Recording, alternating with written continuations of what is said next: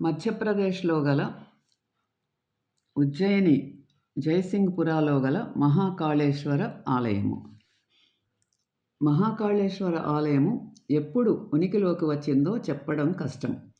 పురాణాల ప్రకారం ఇది మొదట ప్రజాపిత బ్రహ్మచే స్థాపించబడింది. 6వ-3వ బీసీలో చండప్రద్యోతరాజు యువరాజు కుమారసేనుని నియమించినట్లు ప్రస్తావన ఉంది.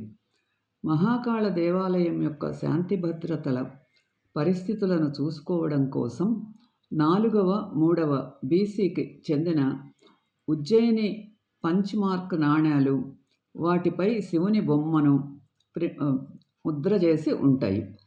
అనేక ప్రాచీన భారతీయ కవిత్వ గ్రంథాలలో కూడా మహాకాళ దేవాలయం ప్రస్తావించబడింది. ఇంతకుముందు చూసినట్లుగా ప్రస్తుతం ఉన్న మహాకాళ దేవాలయం 18వ శతాబ్దపు 4వ-5వ దశాబ్దాల కాలంలో నిర్మించబడింది. అదే సమయంలో మరాఠా సమాజానికి చెందిన మతపరమైన ఆలోచనాపరులు కూడా ఈ సముదాయంలో అనేక దేవాలయాలను నిర్మించారు.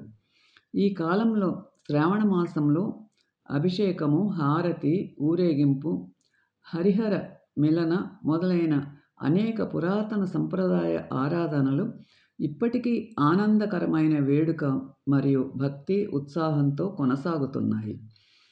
తెల్లవారుజామున జరిగే బాస్మర్తి, మహాశివరాత్రి, పంచక్రోశి యాత్ర, సోమవతి అమావాస్య మొదలైనవి ఆలయ ఆచారాలతో ముడిపడి ఉన్న ప్రత్యేక మతపరమైన సందర్భాలు.